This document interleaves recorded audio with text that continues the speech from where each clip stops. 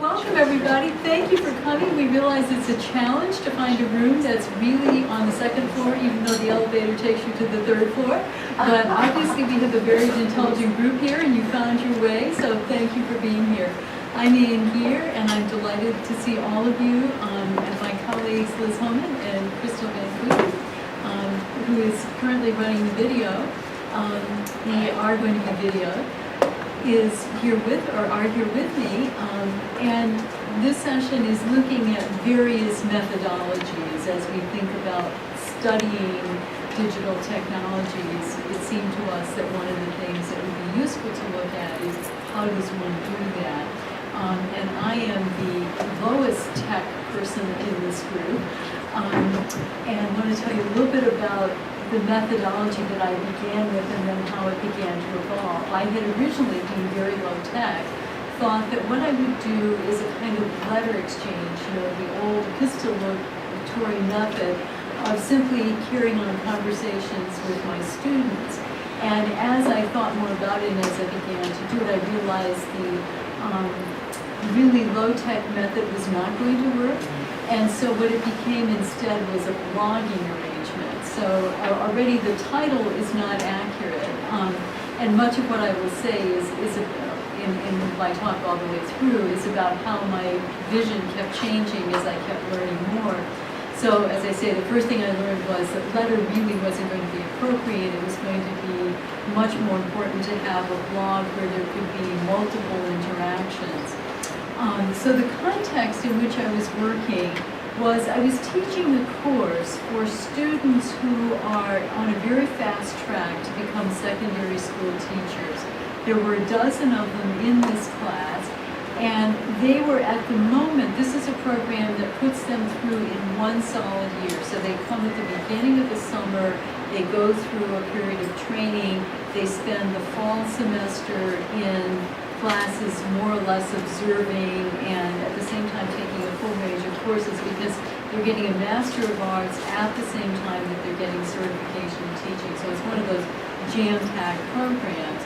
And the course that I was teaching was in the winter semester when they were then actually going out into the classroom and beginning their experience as student teachers or practicums, we might call it.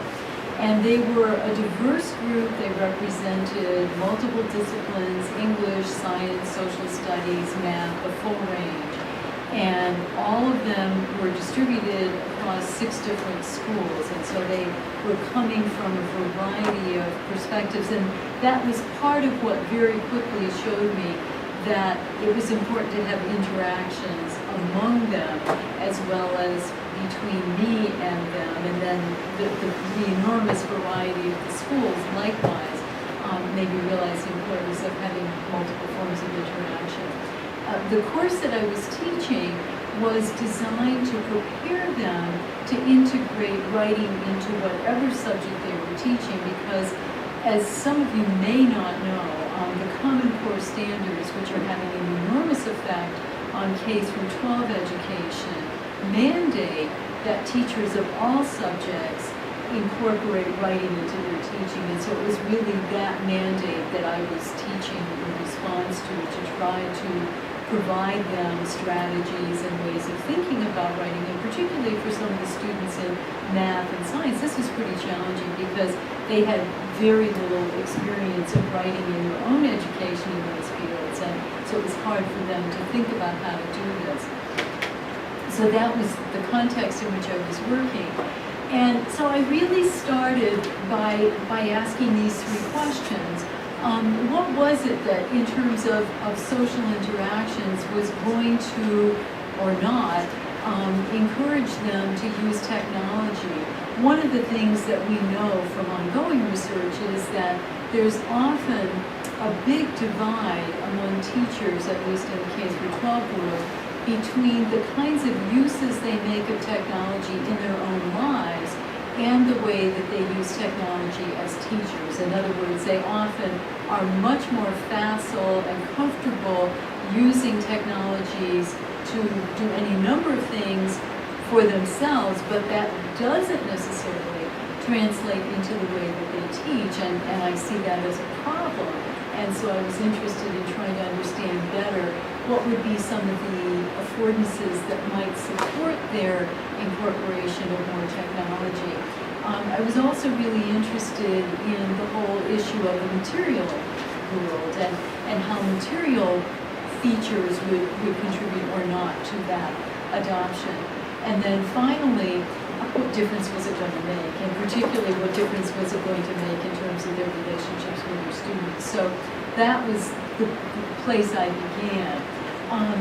The way I was trying to think about it comes out of the work of Bruno Latour and rethinking the social, his work that really calls us to question even my use of a term like social interaction, as if I knew what social really was, as if it were something that we could sort of package and say this is an entity. And so part of what I began to understand as I was working was how important it is to recognize the multiplicity of different kinds of interactions, and that the social is really not something that we can treat as a fixed entity or something that we can define easily. And so I was continually having to remind myself of that kind of difference. So I began by thinking about, okay, what are some of the kinds of interactions that I could possibly learn something about? The relationship, obviously, between me and my students, their relationships with one another, and then their relationships with the school people with whom they were dealing. As you probably know, in a context like this, individual prospective teachers are linked with a particular teacher who's a mentor, but often there are multiple people with whom they begin to interact, and so that whole set of relationships, how they in turn would react and interact with their students. And then the whole issue of the material conditions, because as I said, they were in 6 very, very different schools, ranging, and I'll say more about that later, ranging from what we might call under-resourced schools to quite affluent schools. And so their experiences were obviously going to be shaped to some extent by, or so I thought, by those material conditions. And so given all of those possible forms of interaction, I also had to deal with what could I have access to within the limitations of my context and time available and so forth. And what I decided was that I could look at the class blog where we had the interactions, me, students, them among themselves, the kinds of discussions that we had in class, surveys that I did with them through the course of the semester, and then interviews that I carried out with several of them also. So within the blog, you can see we had my interaction and the interaction that they had with one another. The other thing that I decided to do was to create, in the context of a very busy semester, 3 occasions when these teachers would focus specifically on technology in writing. Thank you. And one of the things that I had to do was build this in among many other things. So what they were doing on the blog was not just about their work with technology, but it was about a variety of other things related to their learning how to incorporate writing into their classrooms. So one of the things that I learned as I asked them to, in that first assignment, reflect on the affordances,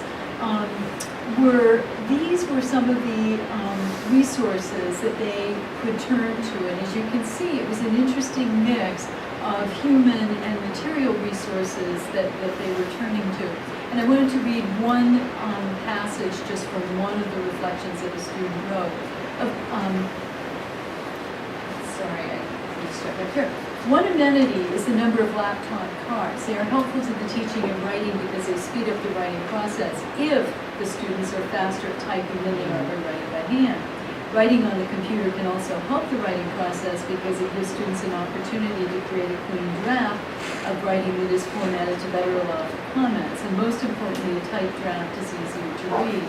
But then she goes on and talks about the difficulties, the most key of that being that she had to operate on an elevator between two different floors because she moved around from classroom to classroom.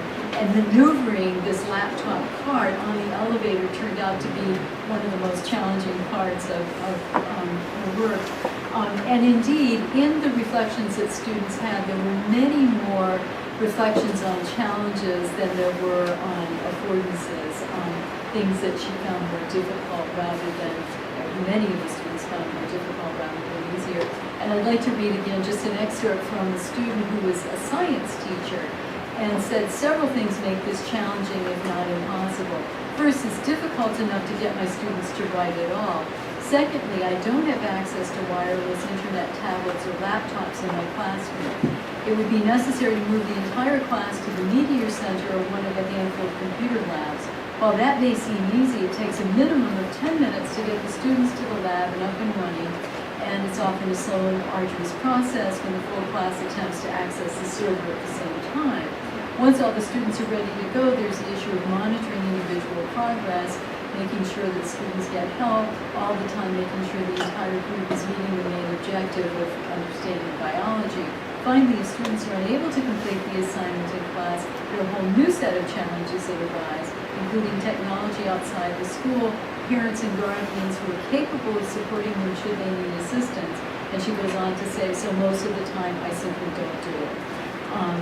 And that was often a response because of the combination of material and human difficulties.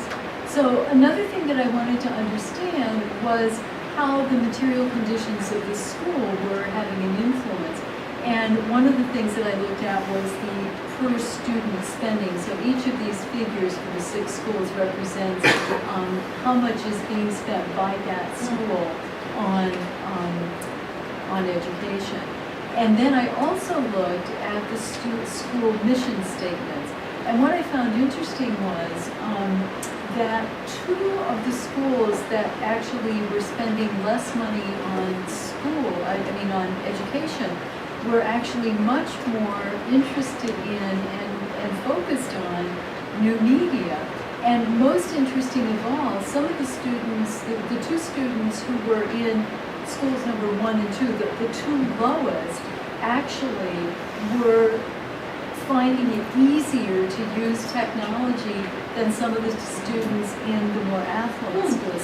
So that really caused me to rethink the whole issue of how material conditions are created and what else is going on in these schools.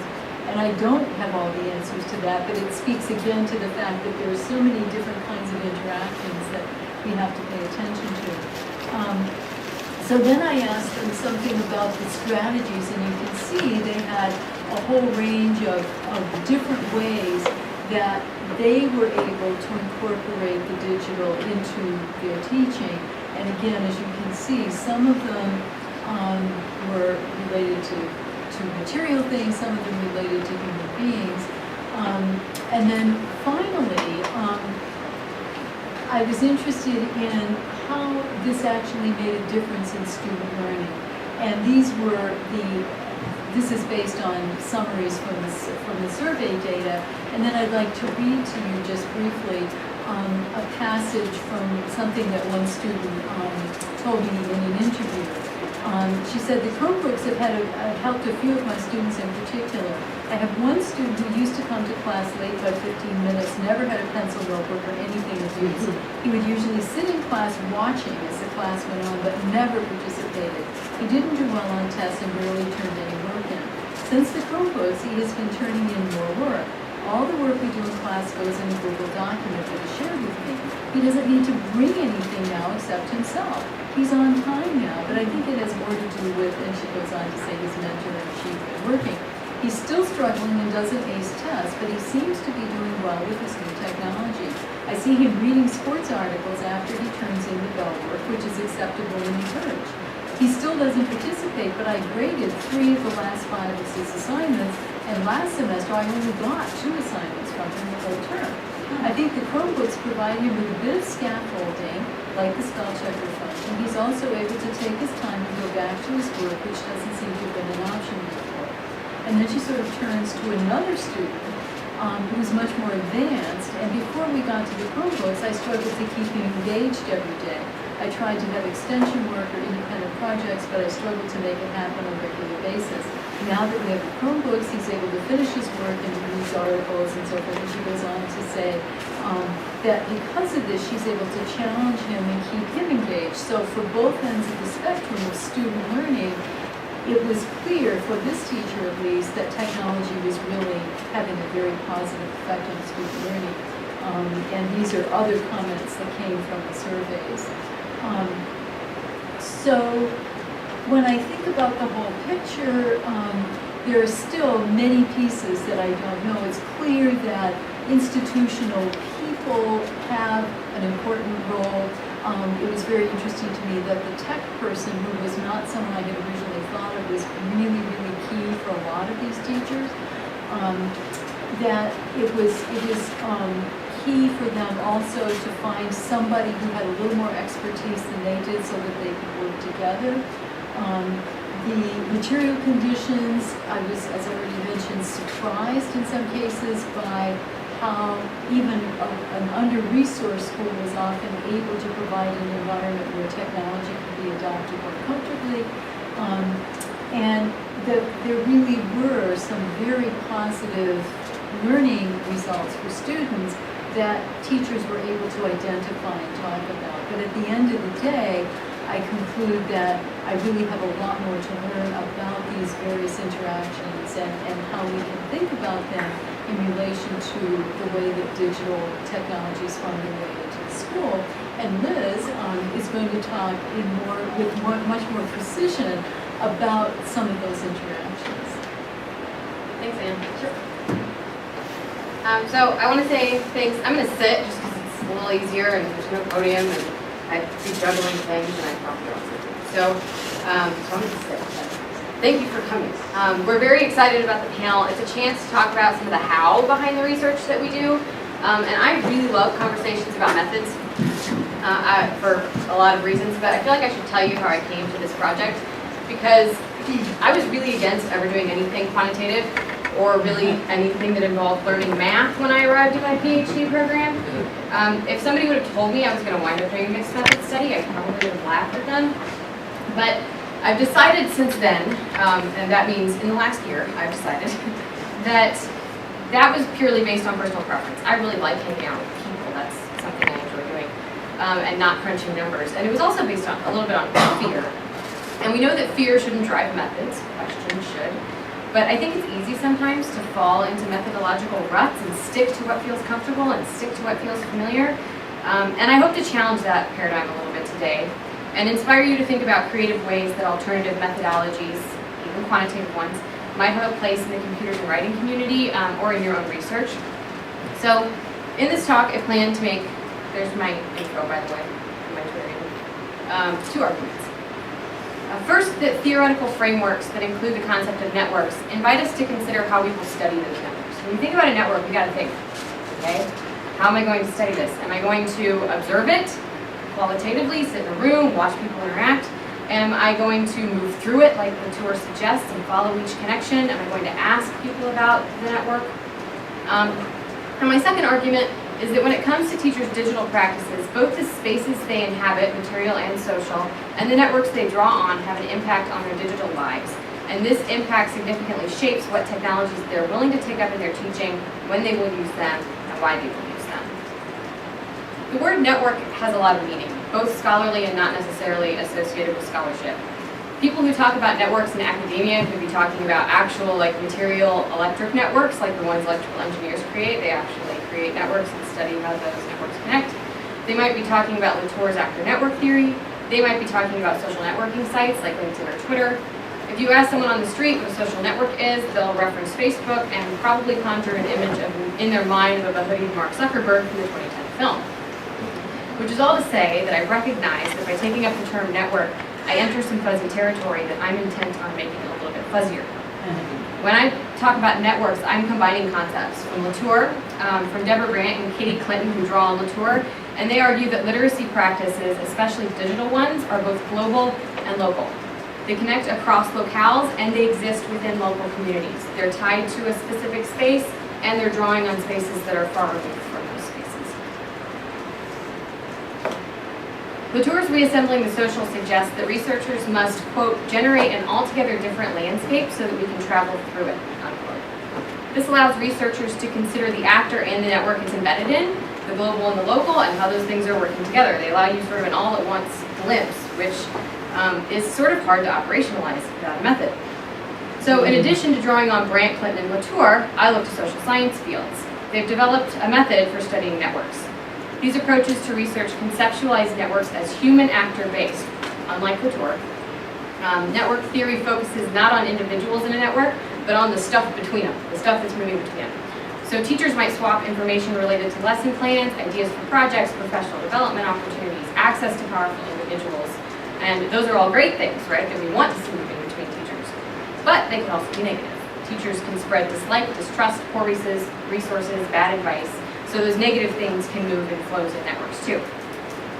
And in a digital age, these flows and exchanges can occur in more ways than ever before. Offline, online, in person, by phone, via tweet, on Facebook. So as people's networks extend and expand through the use of digital technologies, their actions are informed by the interactions they have with people down the hall, across the country, within an institution, with an administrator, with their kid. So a focus on networks allows researchers to focus not only on local contexts, what we see going on in the classroom or a conversation we observe, but also on the broader spaces that might be present in those interactions. I'm also drawing on theories of space and concepts of space. And Latour's actor network theory actually helps us think about space. He goes as far as to argue that things are actors. They exert agency in our world by shaping our actions. Social network researchers in the social sciences, they disagree with this. They say actors are people. You can take whichever side of that debate you'd like to. I've chosen not to. I think both sides are a little bit right. So good job, everybody. You're all right, sort of. So Latour's point that the stuff of our world has an impact on our actions, I think makes a lot of sense. Take, for example, a teacher in a classroom who wants to create a new assignment for her students that requires them to create wikis in small groups. She goes down the hall to reserve the computer lab, only to find it already reserved. She goes on a search for the floor's computer cart at the school I've been working at. They call these cows. So I'm going to talk about cows. So she goes to find cows, but she finds out her colleague needs half the computers at the same time she was hoping to reserve them. She debates whether or not to have one computer per group, whether or not to have students pull out their own devices. Will all the kids learn how to operate in the wiki? Is the wiki even the right medium for me? Will she still meet her instructional goals with only half the number of computers that she was hoping for? So for her, the physical constraints of working with technology will likely have an impact on how she shapes the lesson plan or the assignment. Where the cows are will shape her lesson plan and her assignment. So though Latour isn't focused on space specifically, his theory helps us think about spaces as both socially and physically defined. Michel Descerteaux is somebody else I've been drawing on. He expands on this by arguing that spaces are defined by their users and the actions of users in the space. So for Descerteaux, a space is inherently locally defined and dependent upon the people who are in it. We make it classroomy by doing classroomy things in the classroom. Other than that, it's just a room. So it's the users who define the space. But many others who may not be present or using the space at the moment can shape it, like the teacher who signed up for the computer lab, or the administrator who decided how many computer cards to put. So in an effort to show how I think spatial theory and network theory are coming together, I want to tell you what I've been up to for the past 6 months, and some of my initial impressions about how school and colleague networks might shape teachers' digital lives at the one little Midwestern school I've been working at. It's a high school. I started with a survey that asked about teachers' digital practices and asked them to tell me who they consult about digital tech at their school. It also asked who their closest colleagues were and who they consult about matters related to curriculum. This is a social network method. You ask people, okay, who do you consult about this? Or who do you like? Or who are you friends with? And each of those is a relation. And that allows you to look at the network according to that relation. So in any one space, there could be tons and tons and tons of different networks. There could be a consultation network about curriculum. There could be a consultation network about technology. And you can look at one of those. You can look at multiple relations at a time, but you can also look at one relation at a time, and you can figure out how they work together. After this, I conducted in-depth ethnographic interviews, observations, and artifact collection with 4 English teachers over the course of 1 semester. I focused on what mattered most to teachers and how those values impacted their decision-making when it came to technology. I asked follow-ups about the practices that I witnessed in the classrooms and observations, and I tracked what resources moved between teachers in the English department in an effort to figure out who the experts were, and how resources moved to and from those individuals. I also conducted interviews with other English teachers, administrators. I observed during PD sessions, and I did a few interviews with faculty in other departments. So I spent the last semester really hanging out a lot in the school. I should begin by saying, before I jump into some of the stuff I found, that I am just starting the process of doing some analysis on a lot of this. So I would love your feedback. If there are things I need to think about more, if you see things that maybe I'm not catching, please shoot me a tweet or an email or something, because I'm just getting started, so I'm happy to hear from you. I want to talk about physical space first. My interviews and preliminary analyses of the network data showed the degree to which the physical, the social, and the institutional spaces were interacting in teachers' digital lives. So this teacher, Kristen, said a lot of times that she would do more with computers if other teachers on her floor were less frequent users of the tech resources available to them. She said that the cows, computer carts, they're computers on wheels, which is why they're called cows. They live in one of the two teachers' rooms on the floor who use a lot of technology, and that it's difficult for her to gain access to them. Her frustration with her ability to access hardware made me think, okay, can I see this in the network data? Are there signs that the physical space of the school might be shaping teachers' uses of technology? And this graphic shows what I'm calling the technology consultation network of the school, or who teachers go to when they want to talk about tech with colleagues. They nominated these people on the survey. A statistical algorithm in network science places teachers, who are represented here by dots or nodes, closer to those who share ties with them, and further out if they don't consult with many people or if they aren't nominated by many people. So if you get grouped with people who are choosing people similar to the people you're choosing, and then those groups get organized based on where they fall in the network according to who the high consultation people are. So obviously number 2 up here is very high consultation. A lot of people nominated. He's a science teacher. So the teachers who are represented by black nodes here have computer carts housed in their classrooms. These teachers presumably have easier access to technology because they've got the cow in their classroom. Many of these teachers are also, if you'll notice, situated toward the center of this tech consultation network. So there are a lot of teachers who are black nodes here towards the middle. And there are a few over here. This is the social studies department. They had a lot of turnover this past year. So it's not terribly surprising to me that they're a little bit distant from some of the consultation stuff because they haven't become an integrated part of the network yet.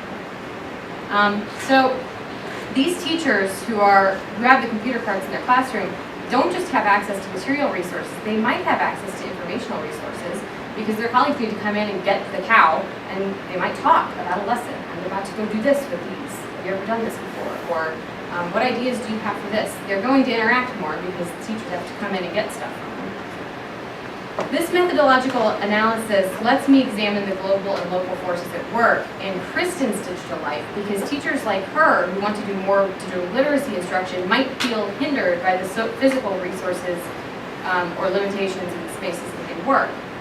So looking at Kristen's dialogue about technology alongside the network data helped me see that her lack of access to physical resources might also be a lack of interpersonal resources, which could push her further away from the center of the school consultation tech network. I'm going to talk about that a little bit more because I'm going to talk about Kristen a little bit more.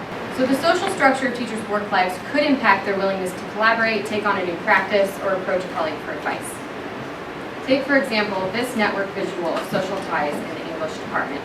This is extracted from the earlier graphic, so this is just the English teachers from the earlier graphic. Teachers are color-coded here based on where their classrooms are.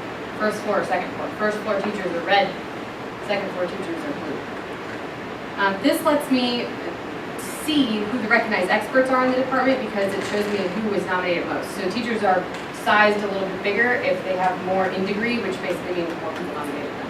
So these 3 teachers up at the top are the really recognized experts, and this is, I can see this qualitatively as well as quantitatively. This was supported by my observations and conversations. One teacher, Mary, says she felt discouraged by the division between first and second floor teachers.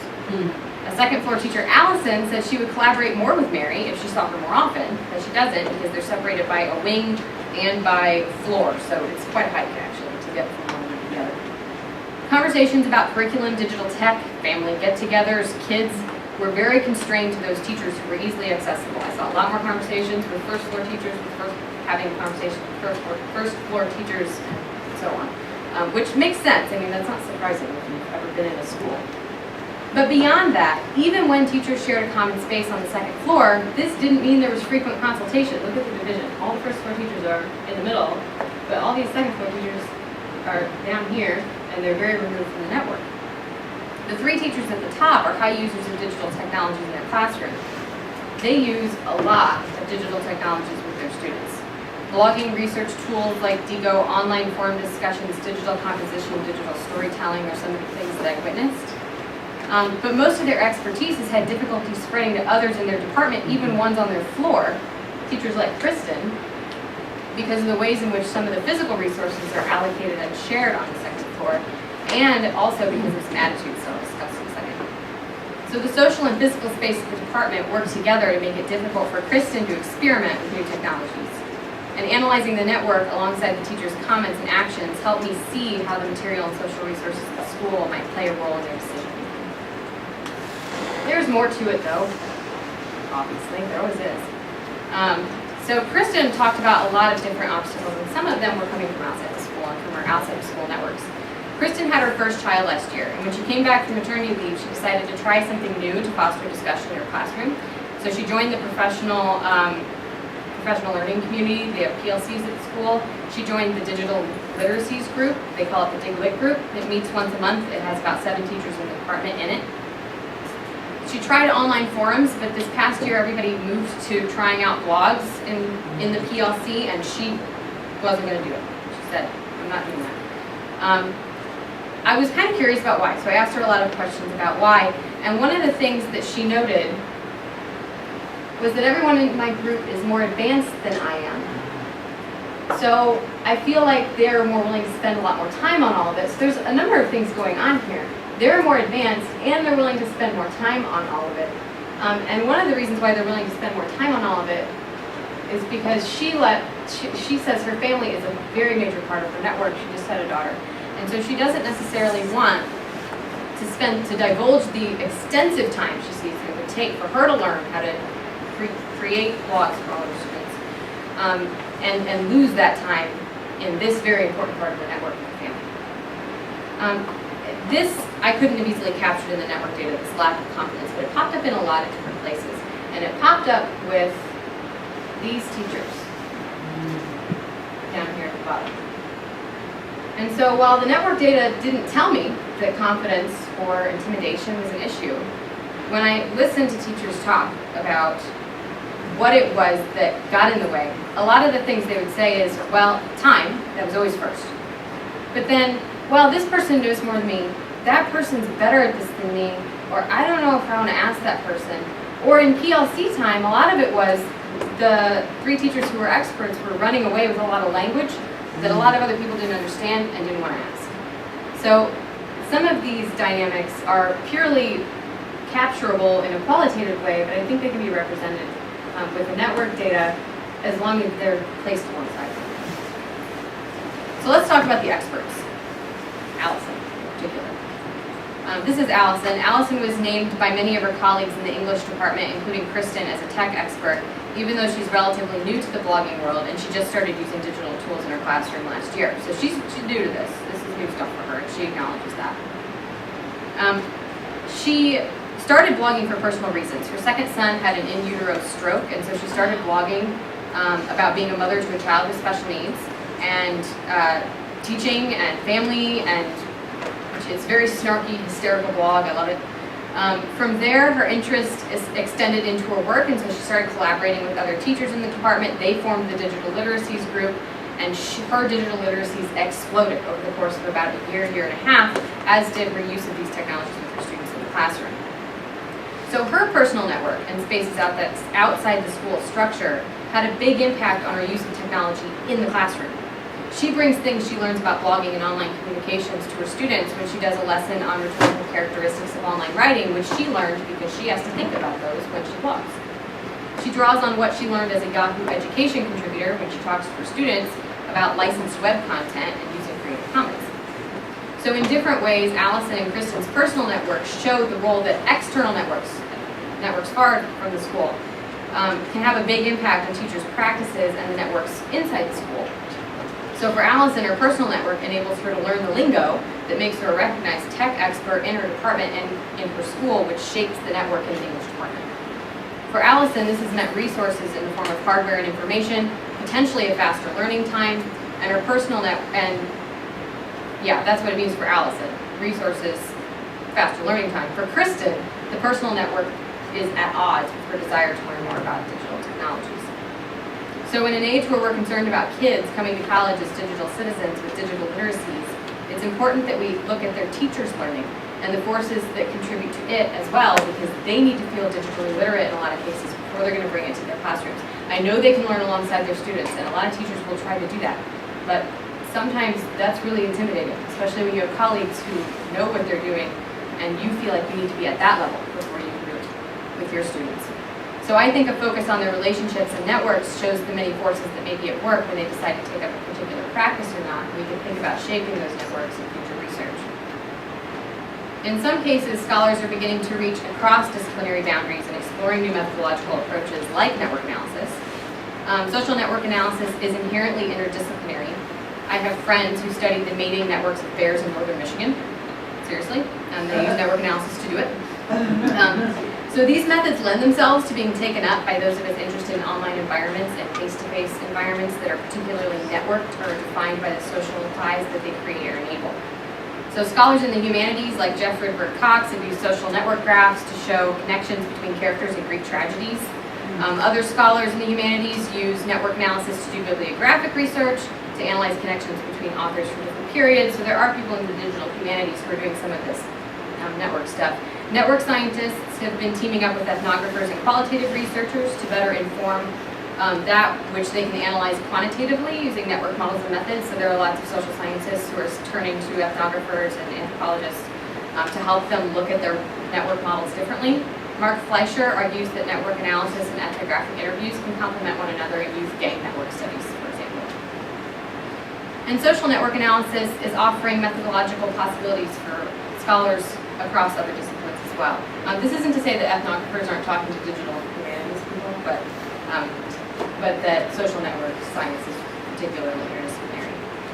And Patricia Webb described how theoretical case study and limited quantitative methods have been used to explore classrooms integrating writing instruction, and argues that multimodal studies need to happen more often, multi-method studies need to happen more often.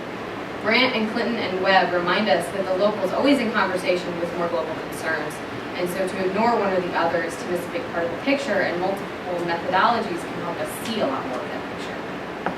So why haven't multiple methodologies been given much attention in comp studies or in English ed? Well, you have to learn math for some of them, and that's enough to upset the stomachs of some of us in this room, myself included. But collaborative possibilities are many in network science. Network people love collaborating. I love collaborating. And I think comp studies is uniquely positioned to take advantage of the possibilities that network analyses offer in studies of writing classrooms and writing pedagogy. As scholars in the humanities, we're really dedicated to and fascinated by texts and the relationships that are formed when we read, we write, we collaborate online. I've had a ton of conversations with people here at C&W who are interested in network theory, communities, how to engage students collaboratively using digital technologies, and wouldn't it be great if we could see how people are collaborating in those digital spaces? Which is all to say, if you want to learn more, have questions, or do some networking stuff, send me a tweet or shoot me an email, and think about what you might be able to do methodologically with your own stuff. Thank you. All right, Crystal.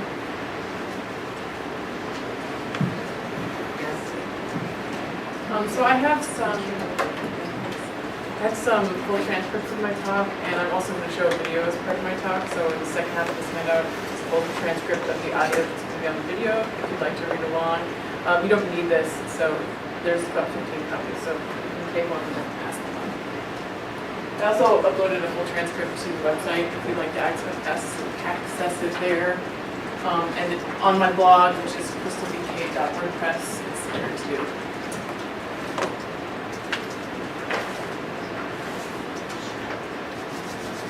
So thank you so much for coming this afternoon. My name is Crystal Van Coten, and I am a PhD candidate in the Joint Program in English and Education at the University of Michigan. Today I'm really excited to talk with you about the mixed methodology that I'm using in my dissertation study. And I've titled my talk today, Looking and Listening for Learning with Video. And in the next few minutes, I'll share with you how I've been collecting and presenting and analyzing video data as a key piece of my research. So at first, a few words of background about my study. So my study is a qualitative study that I'm doing in two sections of first-year writing, where each instructor included a unit of video composition as part of their curriculum. So I collected several types of data as the students in each class composed their video. I did multiple interviews with both instructors of the classes before and after the video unit. I have 6 key student participants, so 3 from each class, and I had multiple interviews with those students. I observed class lessons while they were doing the video unit, and I collected documents that included the student videos that they made. One of the 2 classes did reflection essays and goal statements with the video, so I collected those, and I also collected course syllabi from each class. So I recorded all of this data on video as well as I collected it. So I brought cameras and microphones to all of the class sessions and recorded the interactions that I saw there, and I recorded all one-on-one interviews I did with the teachers and the instructors as well. So now, as I continue to analyze and write up the data and the findings of the study, I'm using the video data in several ways. One way is to compose short videos about the students and their experiences themselves. So today I'd like to present for you one video that I've composed about one of the participants in the study, Lauren. That's her right there. But before I show you the video about Lauren, I want to offer some brief reflections on composing the video to contextualize for you all that making something like that involves, which some of you know from doing, and also to explore and explain what I'm learning along the way about using video composition as actually part of my method for data presentation and analysis. So as I prepared to make this video about Lauren, I set some learning goals for myself because it's something I asked my students to do, and I made myself a plan so you can see there the goals that I had. Then I set out to select which student participant I was going to use, so I had 6 choices. I turned to Lauren because of the clear way that she talked about what she called a shift in her video. And I knew that when you watched her video, which is called Saving the Arts, you could actually see the shift. So I thought this would be a good student to make a video about. So I then turned to what Stuart Selber would label the more functional concerns of video composing. So buying and partitioning an external hard drive, finding a suitable place on campus to work since I was using a program that I didn't have on my laptop, learning how to use Final Cut Pro because I'd never used it before. And to do that, I tinkered and I played around. I used the internet as my coach when I ran into an unfamiliar task, such as inserting an arrow or using a cutaway video on top of another video. I also went through all the materials I had about Lauren's case, so I reread interview transcripts. I selected quotations to use. I skimmed through observational footage, watching for her face. You can see kind of how it looks there in the corner when the footage is uploaded into Final Cut. So it's like looking for Lauren. Oh, there she is. Okay, watch that. I watched her video, Saving the Arts, many, many times. I reread her video reflection essay that she wrote. And as I began to clip and assemble all these materials together, I created and I constantly modified a script which contained information about what viewers of the video would be reading, seeing, and hearing during each segment. I then recorded multiple drafts of voiceovers, which you'll hear when we watch the video. I also thought about the lack of participant anonymity for Lauren and for others that you will see in the video, and I grappled with questions of the ethics of representation, which I think are different questions when you're dealing with video data. I thought about captioning as well, and as you'll see, I made some choices about what to caption and what not to caption in the video based on my audience and my purpose, really. I solicited feedback from others in my writing group and some of my colleagues on the video draft, and then I wrote down my own notes as I made drafts of the video for revision as well. So all of this is involved in video composing, which truly has become a part of my methodology, I would say, for this study. My methods are mixed in that I'm interacting and analyzing data through a more traditional method, coding written transcripts of the interviews and the observations in the documents, and then writing about that data in sentences and paragraphs, this is a screenshot of the software that I'm using to code my interview data. But I'm also looking through the video data itself and composing about it through crafting the video sequences. So this mixed methods approach is fundamentally changing how I'm thinking about and analyzing the data, and so now I'd like to offer a few thoughts about how it's doing that. First, working directly with the video data gives me a tangible sense of the whole picture of my study participants' experiences, I think. So in making this video about Lauren and her video, I reviewed every single piece of data I had about her many, many times. So I was in the data a lot. And I experimented with layering pieces of data on top of each other, as you'll see. So sometimes, like for example, I placed the soundtrack of Lauren talking in an interview over the images and sounds of her video Saving the Arts. So video editing is encouraging me to use lots of data in lots of places, sometimes simultaneously, and then to consider and reconsider how more aspects of the student experiences might be working together. So as I'm layering them together, it makes me think in different ways about their experiences and how they might be working together. Video composing also reminds me that my study participants have bodies, shock, and faces and voices. So they use expressions and inflections and movements to communicate their meanings.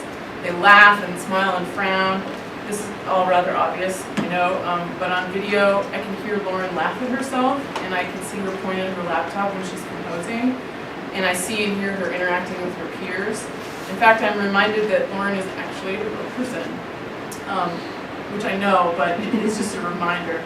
She has real needs and desires and motivations, and my own awareness of the real-world stakes of my project for actual students in the classroom is heightened when I'm working with the video data. So finally, I've learned that video is both slow and fast. It's slow in that it takes hours and hours and hours to compose and edit on video, and I'm much less proficient at composing this way than I am at composing in other media like print, for example. But video is also very fast in that it can deliver multiple pieces of information to an audience very quickly. And on the web, it's becoming more and more accessible to more people. So Lauren and her instructor Kelly, for example, have watched the video that I'm about to show you online, and we're about to watch it here together.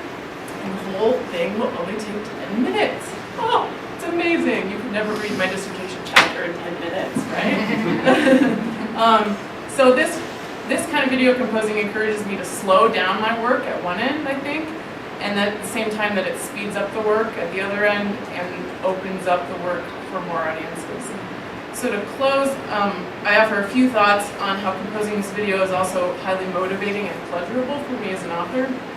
I enjoy composing on video, especially when I can master a technique that I had no knowledge of before I set out to do it. So I go from 0 to like, yeah, it looks pretty good, right? Or I get to read and see and hear my work at the same time when I'm reviewing in video, which is really exciting for me. So here's an example.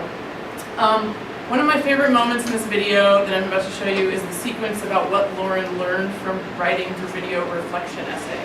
So in the sequence, I use written excerpts of the essay to point to Lauren's learning. I make commentary about it through voiceover. I present Lauren talking about her essay in interview. And then I layer on the same song that Lauren used in her video Saving the Arts, Mozart's Piano Sonata No. 16. My version of the song, however, has a faster tempo than the one that Lauren selected to use in her video, and thus the song functions as a way to quote from Lauren's work, but not quote verbatim, so it's like a musical paraphrase. I also use the song to organize and contain the sequence. So I end the section about her reflection essay when the phrase of the sonata ends. And as I worked on putting this sequence together, I experienced such pleasure. So I watched and I listened to the sequence over and over. You probably have that in your writing too, where you fall in love with something, right, and you keep reading it. And I was reveling in the moment where the musical phrase comes to a close at the same moment that Lauren finishes her comment. So this small piece of the video makes me so happy because it's complex in its makeup, but it's simple in its execution. And it layers together words and images and sounds. As Michel Keown argues, sound adds value to the image, and vice versa, the image to the sound, so that the two modes are unified in a new way. And this layering is really exciting to me, and it motivates me to want to make more layers or to experiment more with it and see what I can do to add more value, to do it again.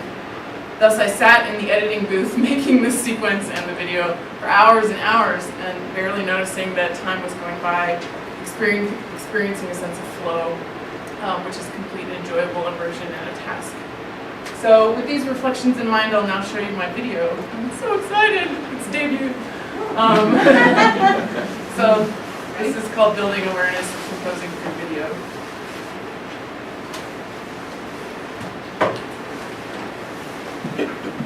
This is Lauren. Lauren composed Saving the Arts in her first-year writing course, a video argument meant to persuade non-artists that arts classes in schools are valuable and should continue to be funded. Arts make you almost make you a better person. The arts teach life.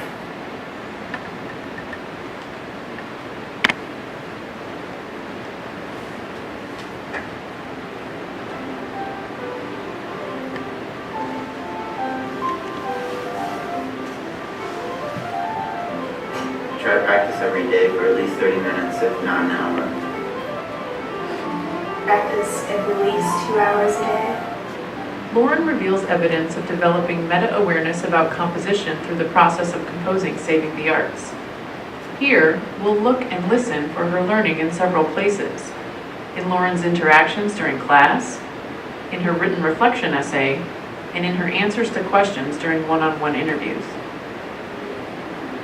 First, a brief look at a few classroom moments illustrates how class lessons encourage Lauren to think about composing techniques such as juxtaposition and contrast. Here, Lauren discusses a reading on juxtaposition with a classmate. That one talked about the juxtaposition thing, and pretty much what I thought it was saying, like, you're going to put two things like in a proximity to each other, and they're used to like compare or contrast in a sense, and it kind of lets people perceive them and understand the meaning themselves. Here, Lauren verbalized her initial understanding of juxtaposition, a technique she later uses in her own video. 9 days later, Lauren again talks about juxtaposition when giving feedback to another classmate on her video draft. Anything, but like, I think you use the, I don't know, not just, maybe it is, but like, I like when you were showing like the one side of the city, like you use really positive imagery, like, yeah, the kids playing with little Grinch and like all that, and I like the camera moving, and then you'd have a picture, and then the camera, and then the picture, like it seemed to go like that, and then you'd have some more videotape, like, I like that. Okay, yeah. So Then, yeah, even like sometimes the camera will go this way, and then when you have a new thing, it goes the opposite way. You like that? So I like the movement. Yeah. Okay, good. I like. In this case, Lauren reveals her developing understanding of how multiple pieces and effects in video work to forward a message. She comments on her classmates' use of positive imagery, the variety of the images, and strategic camera movements to organize and differentiate parts of the video. This workshop allows Lauren to see various compositional techniques in action and to comment on their effectiveness. After this workshop and after she completed her own video, Lauren reveals evidence in an interview of developing an even deeper understanding of compositional techniques. Specifically, she talks about the technique of strategically using a shift in her video. I made a shift in my video, and I was really proud of that moment because I feel like it goes from like having like, oh, this is like the like more, I don't know, I don't want to say academic, but like the logic way of looking at why the arts are good. Like, yeah, they make you creative, they give you discipline, like. Especially marching bands where everything is disciplined. I think the music has, especially marching band, has made me more disciplined. I kind of went from there and I shifted it towards like, instead of like having logos, I switched it to pathos and like had an emotional kind of, the arts, like, I don't know where I'd be without music, or I don't know what I'd do if I couldn't paint and like have my creative outlet exposed or whatever. And just having that shift and then like, I don't know, having it go from like, oh, upbeat music, kind of like, oh yeah, sonata, whatever, and it, from like the logical parts, and then like have it be silent while they're just talking. And like it's like a minor change, but like for me, I'm like, oh yeah, that makes sense. Like, I don't know, I really like my shift. That was the best part of my video. Live, I have to make it breathe, I have to make it something that's real. I wouldn't be the person I am today if I didn't have music. I don't know what I'd be doing if I didn't have music. Fight harder for what you want. And I feel like because of band, I have one of that characteristic, wanting something and then doing whatever I can to get that. In Lauren's reflection essay, she uses some of the meta-language she learned in class, such as contrast and juxtaposition, to describe her composing choices.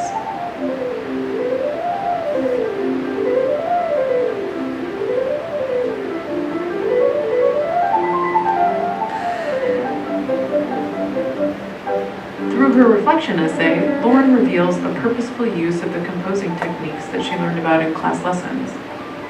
And Lauren also mentions that writing the reflection essay helped her to think about how the video was connected to writing. So it helped me like tie in, because I wasn't really thinking how the video and writing were connected in a way. I was like, oh yeah, this was such a cool project. I think it was nice because it kind of showed that writing isn't so much different than anything else we do. It's clear that we can see and hear evidence that Lauren was developing an awareness of specific compositional techniques in several places. First, she learned the names of techniques such as contrast, juxtaposition, and musical rhetoric, and began to explore and use these terminologies in class discussions with her peers. Next, she employed the technique of creating contrast or using a shift in her own video. Then Lauren wrote about how and why she used contrast in her reflection essay. The interview questions, however, pushed Lauren to make and articulate more connections between how and why she used a technique in her video and how knowledge of that technique might add to her awareness of composition overall and become useful in the future. So are there any concepts or terms or practices from the video unit that you think will stick with you over time as you leave this class? I found a new appreciation for shifts, I think, mostly because like, I think I said before, but my favorite part, I swear, is the part where there's like music that fades away. And then like, I like the seriousness of the moment, and I think I found a new appreciation for a shift in a paper because they're big, but people just don't realize, I think, or I don't realize, I would think. Can you think of a specific time when you might apply some of that stuff in the future? With writing, if for any upper level writing courses I take, that'll be helpful to just like think back to like, okay, I need to have a shift in the paper, or where are my ideas going with this? What do I need? So how would you describe yourself as a writer now after the course is over? Usually when I write, I don't know, I feel like I just can't write, but now I'm aware like, oh, certain techniques work better, like different ways to start your paper, different ways to transition through your paper. Like having choices is important because not all types of writing are the same. I'm not going to write the same kind of essay for a research paper as I would like maybe a reflection essay or a journal entry. And just learning different types and different techniques and choices to have is really helpful, I feel. Oh, I gotta write this thing. I gotta write this thing, but these are the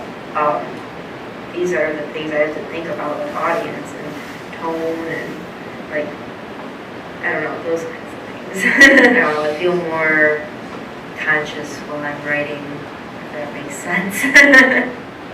The data here makes clear that Lauren became more aware about composition through video. She learned about juxtaposition and contrast, developed her understanding of these concepts in class and in workshop, used those techniques in her own video, and then connected the techniques to her future work, which may or may not be video. Lauren makes these connections because she is engaged with her work and her imagined audience. She learns new techniques and terminologies through class lessons, and she is asked to reflect orally and in writing about how what she has learned will be useful in the future. Lauren composed Saving the Arts on video, But because of instruction and reflection, her learning moves beyond just video. I think we should do the video first and then look at essays, because you find a new appreciation for essays through the video. You see how techniques are used visually and you hear them, and it helps out, especially when you don't see them in writing so much. And when you see, oh, I'm using shifts, and oh, I need to be aware of what I'm saying, I think that'll transfer into your essays much easier.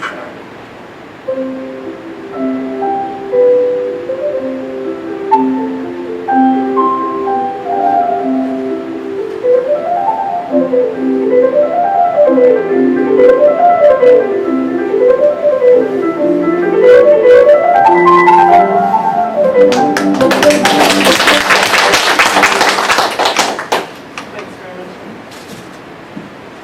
People have questions? Yeah, we have a little time left. Questions? I want to tell everybody too that my talk is also on, I should have mentioned it before I started talking, but it's also up there as full transcription of mine as well.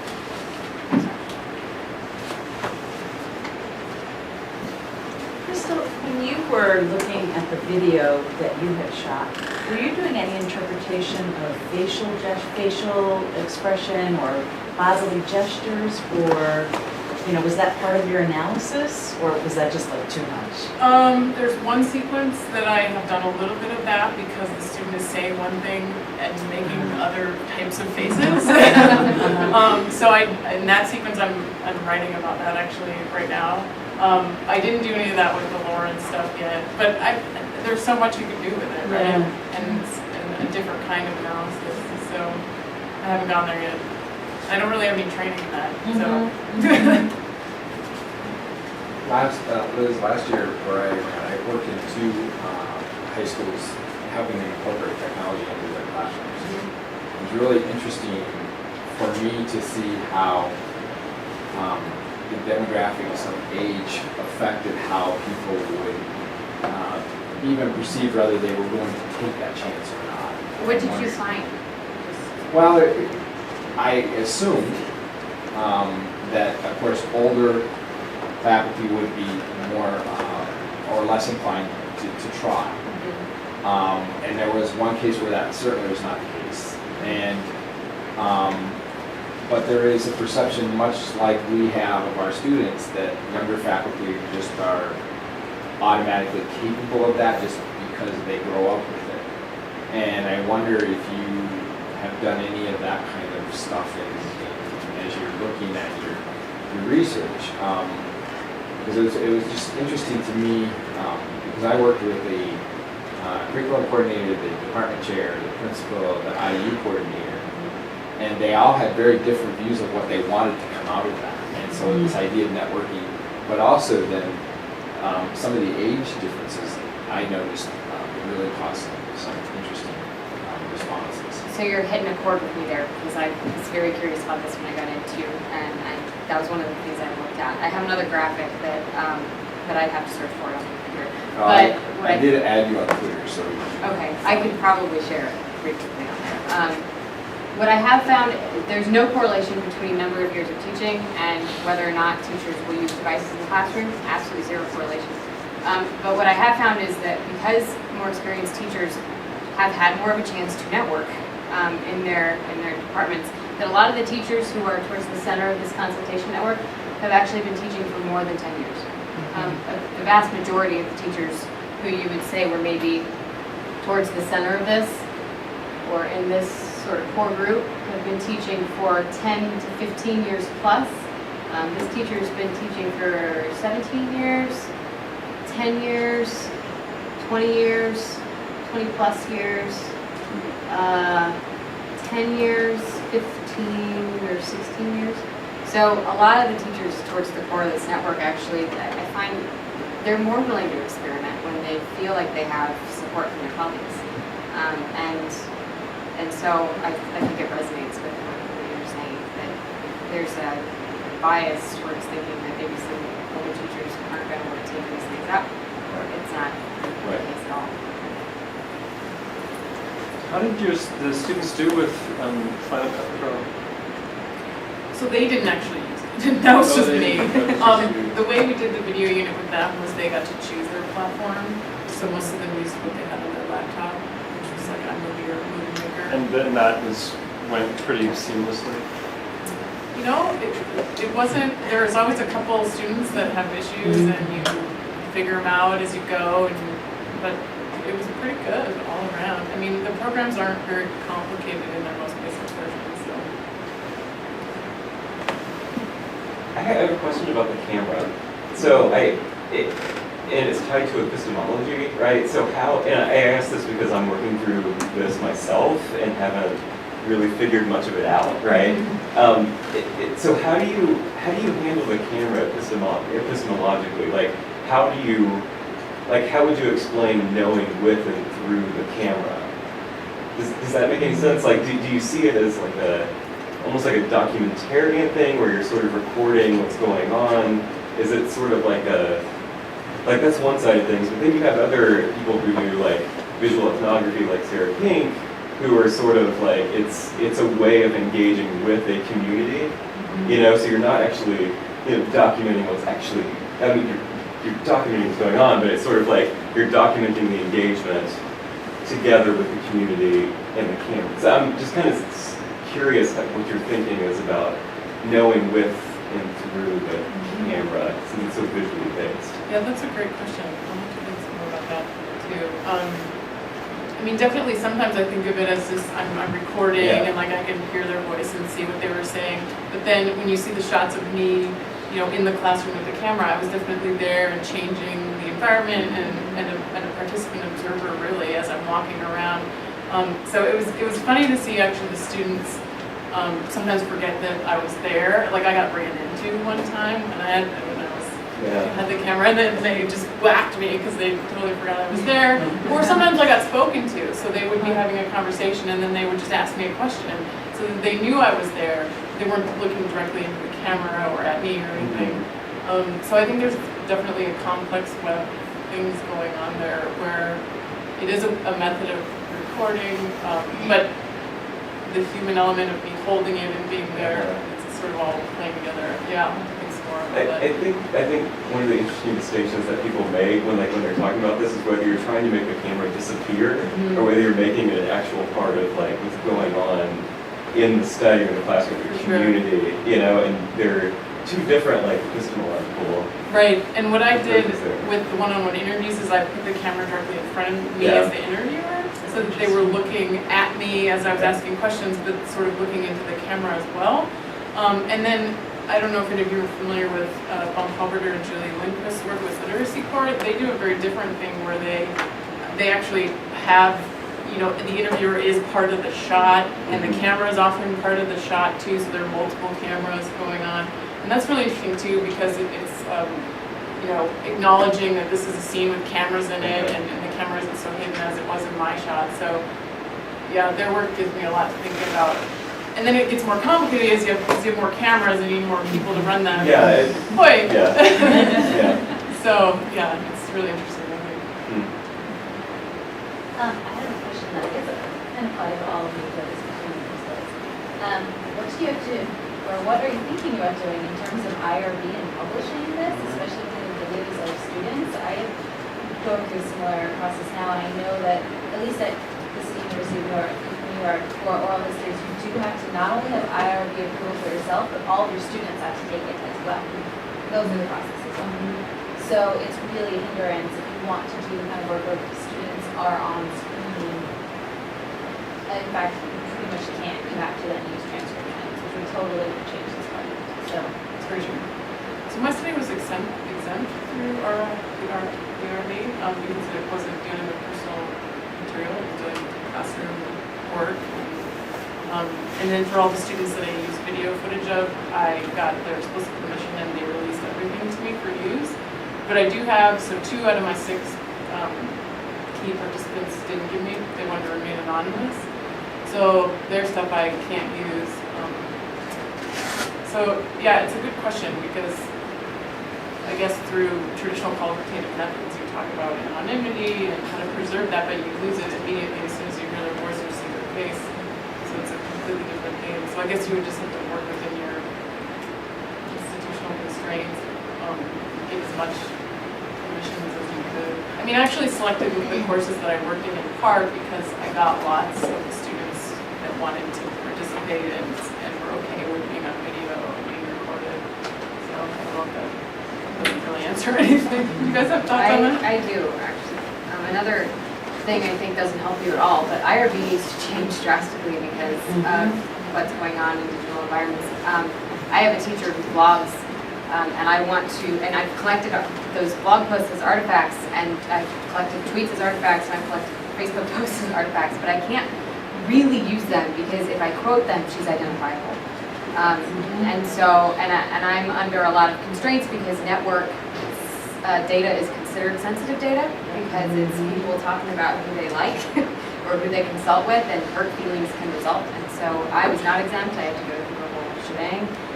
But there are a lot of things I need to very carefully paraphrase, fictionalize, reconstruct, reimagine, including how I talk about my teachers and whether or not I create new characters out of the data that I have, because they're going to be so easy to, it's so going to be so easy to figure out who's who when I publish the dissertation. So I think IRB institutions all over the place really need to rethink in a digital world what this looks like, because it really constrains researchers who want to do research in digital environments.